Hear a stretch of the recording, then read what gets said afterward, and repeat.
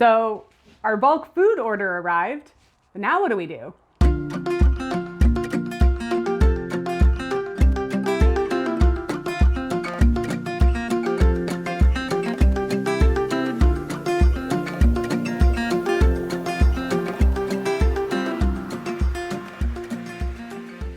Hi, my name's Corinne, and here at Spirea, I share videos that weave together plant wisdom, holistic health, self-sufficiency with just a dash of magic. If this sounds interesting to you, I'd love for you to stick around. So I'm not here to tell you something that you, I'm sure, don't already know. We all know that food costs are going up, fuel costs are going up, interest rates are going up, everything's more expensive. And one of the ways that my family navigates these times is by buying food in bulk. Now, I also have another video that you can watch after you're done watching this one on how we navigate inflation at the grocery store. So I'm going to link that up here so you guys can watch it after we're done talking about how we're going to store our bulk food. So there's lots of foods that you can buy in larger amounts, things like wheat berries, chickpeas, lentils, legumes of any kind, and most of your grains, and they're actually going to store for really long periods of time, upwards of 25 years, if stored properly. So when you buy your bulk food, you're going to get them in these big brown bags, but this is not an ideal storage way or a storage container because it's going to allow for oxygen, and oxygen's the number one reason why our food goes bad, right? We all know that oxidative damage is what causes food to rot. And also, this is not, depending on your situation, it's not very predator proof either because little mice and stuff can easily nibble their way into this. So if you're buying food in large quantities and wanting to store it for long periods of time, that's what I'm going to show you how we do it. And then I'll give you a few other options depending on your circumstance. So one of the questions I might get is like, why would I bother doing this? Some foods, again, we may have trouble accessing in the next little while. I don't want to spread any kind of paranoia or fear, but I do believe in being prepared. But also, it's often cheaper to buy in bulk. And I've gotten used to having really fresh things as well, which has been really nice. So for example, wheat berries, that's what we grind to make flour with. Wheat berries can store up to 25 years and stored properly, they don't go rancid. Flour, the minute you mill it, and the minute it is milled and turned into flour, it's already starting to go rancid. Half the time you're buying flour at the grocery store that's on its way out. And storing flour is a little trickier. So that's one of the reasons why I like to store wheat berries. So I am going to show you some of the materials and supplies that we're going to use to store these today, and we're going to get started. So when it comes to storing bulk dried goods for long periods of time, based on my research and understanding, you really have two main options. The first would be something like Mylar Bags. And you can purchase these from preparedness websites, Amazon, I think even Uline sells them. There's lots of options for buying Mylar Bags. Now, when you put your food, these are 1 gallon Mylar bags, and you will need a way to seal them. I just use a hair straightener. Great little trick. It works really, really well, and it's a lot cheaper. You can probably find one at a thrift store if you don't have one. It's a lot cheaper than ordering the actual sealers that they recommend, and it works perfectly. So when you've put your food in a Mylar bag, you're going to need oxygen absorbers. Okay, and you're going to need these even if you decide to use totes instead. So Mylar bags, for example, excellent for us. Our pantry, knock wood, we don't seem to have a lot of problems with insects or rodents in there. We built it when we moved in, and it's nice and secure. So we don't have to worry about insects eating through our Mylar bags. If you do, another option is food grade buckets. Now it's really, really important that your buckets are food grade. That means they're designed to store food in them and they're not going to leach any hinky chemicals into your food, because why would we want that?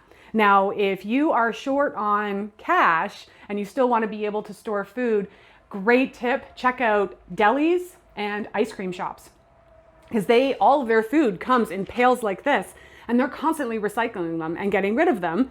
So why not hit up your local ice cream shop, say, hey, when you guys are done with ice cream buckets, do you mind saving like 10 for me with the lid? They're already food grade. All you have to do is wash them when you get home. And my understanding is things like delicatessens and delis will also get things like olives in buckets like these. So you can get them frugally and, again, not spending too much money. Regardless, if you're going to go Mylar bag or bucket, you're going to need oxygen absorbers. Now, if you've ever purchased vitamins, I even think sometimes they're in things like shoes and stuff, you've probably seen these funky little packs. And they do exactly what I just said. They absorb oxygen. That's the reason why these rolled oats are all lumpy and have no oxygen in the bag. This will allow my rolled oats to store for up to 25 years. These were actually vacuum sealed back in 2017. I just didn't date them at the time. We'll go into good practices in another segment, but you can see that there's no oxygen in here. So this is storing the food really, really well in an oxygen deprived environment. What you're gonna need is a reference. I'm gonna post one below for you guys. So that way you know exactly how many cc's. Okay, I don't know if you, hopefully that's showing up on the camera. You see how these are each 300 cc, okay, oxygen absorbers. You're gonna need to know how many of these per bag or bucket. Depending on the size of bucket that you have or bag you have, you may have to tinker with this a bit. I have 1 gallon Mylar bags and 300 cc oxygen absorber is perfect for that. But say I was storing something in 5 gallon buckets, I would want to use the appropriate amount of oxygen absorbers. And that's the same thing. This is not a bucket you're going to be going in and out of, right? This one is open. And when I need chickpeas, I just open it up and they're inside here. But every time you open your bucket, you'd have to put a new oxygen absorber in. So again, you're thinking long-term storage. So hopefully that makes sense. Leave questions below and I'm going to get to showing you how you can easily store your food in Mylar bags. All right, so a quick note about oxygen absorbers. If you take a close look at these, you can see that they have been vacuum sealed in the bag. So the minute I open these, they are going to start to absorb oxygen from the environment around you. So I'm not going to open these until I have my Mylar bags filled up, ready to go. Then we'll place oxygen absorbers in all of them and we'll use our hair straightener to close the bags.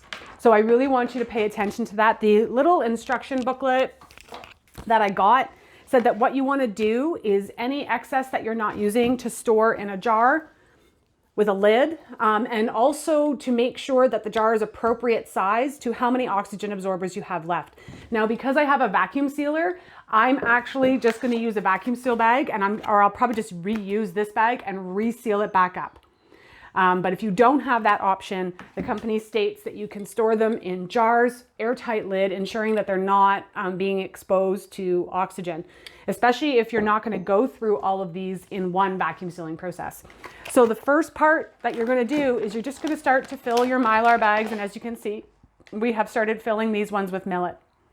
And I'm going to leave probably about 1 inch or so at the top of the Mylar bag.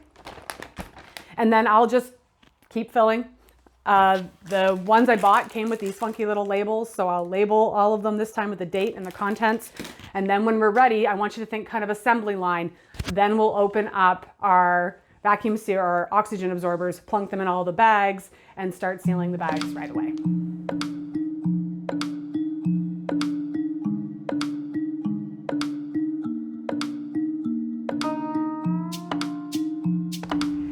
So we're about to seal up our last 2 bags. I put some oxygen absorbers in this container here just to prep for this. And so I'm just going to tuck them into the food.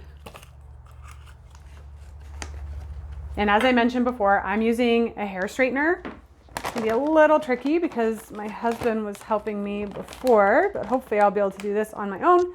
So you're just going to use your hair straightener or whatever tool you want to use. You can actually buy Mylar bag sealers, and you're just going to heat the bag up, and that's going to cause it to seal. You're going to do that all the way across. And now my steel cut oats are properly stored with a 300 cc oxygen absorber. So this one's done, and I'm just going to do the same for this one. And when we finished, we counted out exactly how many oxygen absorbers we'd need, and we immediately vacuum sealed the bag with the rest, so that way they would still stay fresh, because as you can see, we have quite a few, oh, you might not be able to see it in the camera, but we have quite a few Mylar bags left. We actually have just a bit more food coming, so those will work quite well. So there you have it. It's really quite simple. If I were using oxygen absorbers, For things like buckets, you would just place it in the bucket and seal the bucket well, really snap down that lid. And that's all you would do. And then resist the urge. Don't open up the bucket and close it and open and close it. Every time you open up the bucket, you'll need to put a new oxygen absorber back in. There you have it. So one of the things my husband and I were talking about when we were packing up all of this is why couldn't we just use the vacuum sealer? And you know what? You probably could. You could probably use the plastic bags that come with a vacuum sealer, and you just could vacuum seal all your food. I imagine you would still have to put oxygen absorbers in there. If anyone's done this before, please leave comments and let us know. But the one downside of the vacuum seal bags is that they're clear, okay?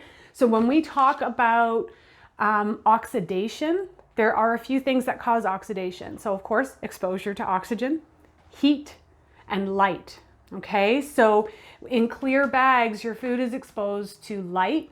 So then if you're gonna use clear bags to do this, you would want to then store them in buckets or something, so ensuring that they don't get exposed to a lot of light.